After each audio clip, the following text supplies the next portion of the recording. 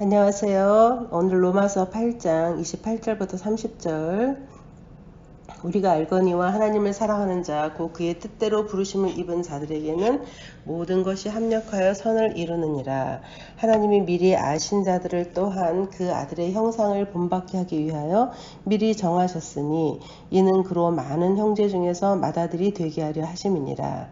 또 미리 정하신 그들을 또한 부르시고 부르신 그들을 또한 의롭다 하시고 의롭다 하신 그들을 또한 영화롭게 하셨느니라. 네, 이제 성화에 대해서 계속 살펴보고 있는데요. 성화의 최고의 근거가 되는 말씀은요. 갈라디아서 2장 20절에 있는데 내가 그리스도와 함께 십자가에 못 박혔나니 그런즉 이제는 내가 산 것이 아니요 오직 내 안에 그리스도께서 사신 것이라. 이제 내가 육체 가운데 사는 것은 나를 사랑하사 나를 위하여 자기 몸을 버리신 하나님의 아들을 믿는 믿음 안에서 사는 것이라 는 말씀인데요.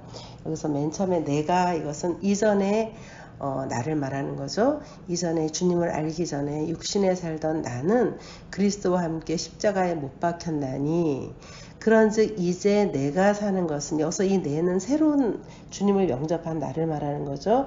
이제 내가 주님을 영접하고 내가 사는 것은 내 안에 그리스도께서 사신 것이라는 것이죠. 내 안에 이제 예전에 나는 죽고 내가 믿음으로 영접한 주님께서 내 안에 사신 것이라는 거죠. 이제 내가 육체 가운데 사는 것은 이제 내가 몸을 입고 사는 것은 나를 사랑하사 나를 위하여 자기 몸을 버리신 하나님의 아들을 믿는 믿음으로 사는 것이다 라는 고백입니다. 즉 나는 죽고 주님이 내 안에 사는 것이다 라는 말씀인데 이 고백은 사도 바울의 고백입니다. 이제 이 사도 바울뿐만 아니라 우리 신앙의 선조들 또 하나님의 사람들도 바로 이와 같은 고백을 했는데요. 이 고백을 하기까지 그들은 많은 고난을 당했어야만 했습니다. 우리 신앙의 선조들의 예를 좀 살펴보면은요. 먼저 다윗을 보면은요. 다윗은 소년으로서 골리앗을 무너뜨린 신앙의 영웅이잖아요. 모든 이스라엘 군인들이 골리앗을 무서워해가지고 무서워할 때 다윗은 용감하게 앞으로 나가서 골리앗을 무너뜨렸죠. 정말 믿음의 영웅이 아닐 수가 없습니다. 그런데 하나님께서는 이렇게 다윗이 믿음이 최고조에 달했을 때 사용하지 않았습니다. 이때 다윗을 쓰지 않으셨고 이 신앙의 영웅이 된 다윗을 위해서 하나님이 준비하신 다음 단계는 하나님을 위해서 큰 일을 하는 것이 아니라 도망자가 돼서 광야에서 숨어 다녀야만 하는 고된 시간을 준비하셨습니다. 이렇게 큰 일을 하고 믿음이 큰 사람이면은 우리가 생각할 때는 하나님의 큰 일을 해야 될 것 같잖아요. 그런데 하나님은 그를 도망자를 만드신 것이죠. 그래서 사울 왕이 이 다윗을 죽이겠다고 칼을 들고 계속 쫓아다닌 거예요. 그래서 이 다윗은 사울 왕을 피해서 10년을 도망 다녔습니다. 이 과정에서 다윗은 정말 하나님만 필사적으로 의지하지 않을 수가 없었습니다. 생각해 보세요. 왕이 칼을 들고 죽이겠다고 이렇게 쫓아오니 정말 얼마나 두렵고 무서웠겠습니까? 이때 다윗은 주를 믿는 믿음으로 사는 것이 무엇인지를 이때 배운 것이죠. 그리고 이제 겨우 이제 사울이 죽고 이제 드디어 이제 다윗이 왕이 되었습니다. 그래서 이제는 그 긴 도망자의 생활을 청산하고 이제 왕이 되어서 이제 살만하다 할 때 이제 평생을 다윗은 전쟁터에서 인생을 보냈거든요. 이제 처음으로 전쟁터에 나가지 않고 좀 쉬고 있을 때 터진 것이 무슨 사건이냐면은 남의 그 우리아의 아내였던 밧세바하고 간통하고 그 간통한 사실을 숨기기 위해서 그 남편까지 살인한 그러한 밧세바 사건이 이때 터진 것입니다. 이 사건은 다윗의 인생의 가장 큰 실수였고 지우고 싶은 과거였죠. 신앙인으로서는 정말 있을 수 없는 일, 실수라고 하기에는 너무나 무서운 잘못을 이때 범한 건데요. 이 사건은 정말 하나님이 다윗을 불쌍히 여기신다면 피하게 하실 수도 있었던 그런 사건 아니었겠습니까? 다윗은 보면은요, 아내가 8명이나 되는 여자의 아주 약한 사람이었습니다. 그런데 이 다윗의 눈에 다윗이 하필이면 옥상을 거닐고 있는데 이 다윗의 눈에 아름다운 여인이 목욕하는 모습이 눈에 들어온 거예요. 그런데 그 모습을 보고 유혹에 넘어가지 않을 남자가 얼마나 되겠습니까? 더구나 다윗은 왕이었잖아요. 그러니까 다윗은 범죄하기가 너무 쉬운 환경에 처했던 것이죠. 그리고 하나님은 이 범죄를 막아주지 않으셨습니다. 그런데 다윗은 이 범죄 때문에 정말 이 나머지 인생을 또 너무나 많은 고통을 겪게 됩니다. 그래서 다윗의 마음은 아주 바닥까지 떨어지게 된 것이죠. 그래서 다윗은 시편 40편 2절에 나를 기가 막힌 웅덩이와 수렁에서 끌어올리시고 라고 말하는데, 여기서 언급했듯이 하나님께서 그를 기가 막힌 구덩이와 수렁으로 떨어뜨리셨다라고 말씀하고 있는 것이죠. 그래서 그 기가 막힌 구덩이와 수렁에 떨어져 보니 하나님 외에는 소망이 없습니다. 나는 오직 주님만 바라봅니다. 라는 상태가 된 것이죠. 이것이 바로 주님이 다윗에게 원하시는 상태였다라는 것입니다. 이 고통을 통해서 다윗은 주님을 깊이 만나고, 하나님이 우리에게 원하시는 것은 어떤 신앙의 그런 승리, 신앙의 성취, 그것이 아니라 상한 심령이라는 것을 깨달았어요. 다윗이 골리앗을 무너뜨린 그런 놀라운 승리, 그것도 물론 소중한 것이지만 그것보다 더 바닥으로 내려가서 상한 심령이 되는 것이 정말 주님이 원하시는 거라는 걸 깨달았습니다. 그리고 시편 51편 17절에서 하나님께서 구하시는 제사는 상한 심령이라 하여 하나님이여 상하고 통회하는 마음을 주께서 멸시하지 아니하시리이다. 이렇게 고백합니다. 즉 우리가 아무것도 아니라는 것으로 말미암아 아파하고 괴로워하고 고통하는 마음, 그러니까 우리가 살다 보면 나는 정말 아무것도 아니구나, 이것 때문에 아파하고 괴로워하고 절망하잖아요. 그런데 그 마음이 돼야지만 하나님 앞에 나오기 때문에, 그 전에는 우리는 절대 하나님 앞에 안 나오거든요. 내가 해보겠다고 끝까지 발버둥치고 우리가 얼마나 고집이 센지 몰라요. 그래서 하나님은 그 마음이 될 때까지 코너로 압박하시고, 그리고 그 마음이 됐을 때 하나님은 그 마음을 기뻐 받으신다. 그 상한 마음을 기뻐 받으신다라는 것입니다. 이것이 산상수훈에서 주님이 말씀하신 마음이 가난한 상태이죠. 주님은 마음이 가난한 자는 복이 있나니 라고 말씀하셨잖아요. 이 마음이 바로 가난한 마음이고, 이 마음이 주님 외에는 소망이 없습니다 라는 것을 깨닫는 마음이죠. 우리는 마음이 수시로 부자가 됩니다.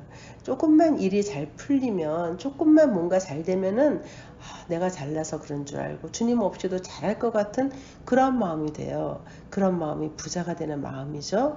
이렇게 마음이 부자가 되면 하나님께서는 다시 가난한 마음이 되게 하시려고 우리를 높은 데서 떨어뜨리십니다. 이것이 성화를 이루시는 하나님의 방법이죠. 이와 비슷한 경우를 우리는 베드로 사건을 통해서도 찾아볼 수 있는데요. 예수님은 베드로가 그랬습니다. 주님, 저는 주님을 다른 사람들이 다 부인할지라도 저는 주님을 절대로 부인하지 않겠습니다. 이렇게 베드로가 자신만만하게 호언장담하는 장면이 나옵니다. 그러자 예수님은 베드로가 3번이나 부인할 걸 아시면서도 그냥 놔두시죠. 근데 베드로가 3번째 주님을 저주하고 맹세하면서 주님을 부인하게 되죠. 결국은. 그리고 이 모든 배신의 행위 후에 누가복음 22장 62절에 보면은 밖에 나가서 심히 통곡하니라 라는 말씀이 나옵니다. 정말 베드로가 주님 앞에서 저는 절대로 주님을 부인하지 않겠습니다라고 호언장담하고 나서 주님을 3번 부인했을 때 베드로는 심히 통곡하는데, 이 말씀을 볼 때마다 저는 이 말씀이 바로 우리의 모습이 아닌가라는 생각을 합니다. 주님을 배신하고 우는 모습, 이 베드로의 통곡하는 모습이 우리의 통곡하는 모습이 아닐까요? 베드로의 실패가 또 우리의 실패가 아닐까라는 생각을 합니다.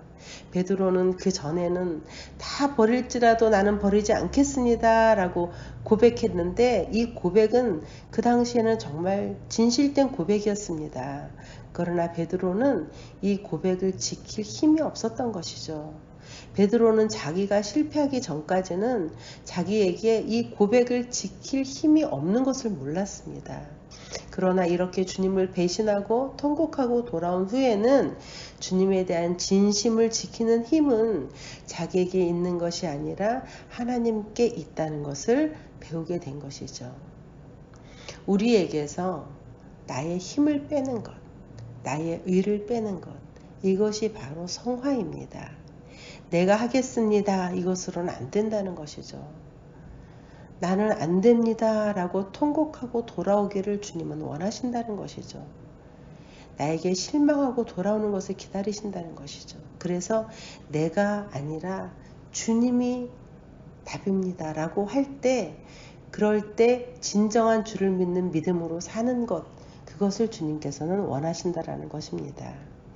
하나님은 자기 의를 빼버리고 자기 힘을 빼버리고 주만 붙들도록 만드심으로써 우리의 믿음의 성장을 이루고 성숙을 이루십니다.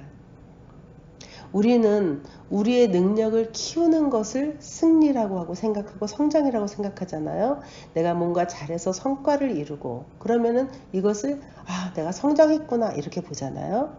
그런데 이게 잘못되면 내가 뭔가 하려고 했던 게 잘못해서 통곡해야만 되는 상황이 되면 우리는 이것을 실패라고 생각하잖아요. 그런데 그것이 아니고 정반대라는 것이죠. 하나님은 실패를 통해서 하나님의 사람을 만드시고 실패를 통해서 일하고 계신다는 것입니다. 바울 사도도 정말 유대인 중에 유대인으로 정말 최고의 지성인이었습니다. 그러나 하나님은 그때 바울을 사용하신 게 아니라 바울이 최초의 순교자 스데반을 죽이는 일에 동참을 하게 만들고 나서야 바울을 하나님의 종으로 부르시는 것을 볼 수가 있습니다. 그래서 바울은 이 죄를 졌기 때문에 나는 정말 주님 앞에 평생 죄인입니다 라고 고백하면서 겸손하게 하나님의 일을 감당하게 된 것이죠. 이뿐만 아니라 바울은 계속해서 주의를 하면서 고난을 당하게 하셨습니다. 온갖 고난과 배고픔과 갇힘과 매맞음을 당하게 하셨고 이것이 전부가 아니라 바울에게는 육체의 가시도 있어서 이 가시를 없애달라고 3번이나 기도했지만 거절하셨습니다.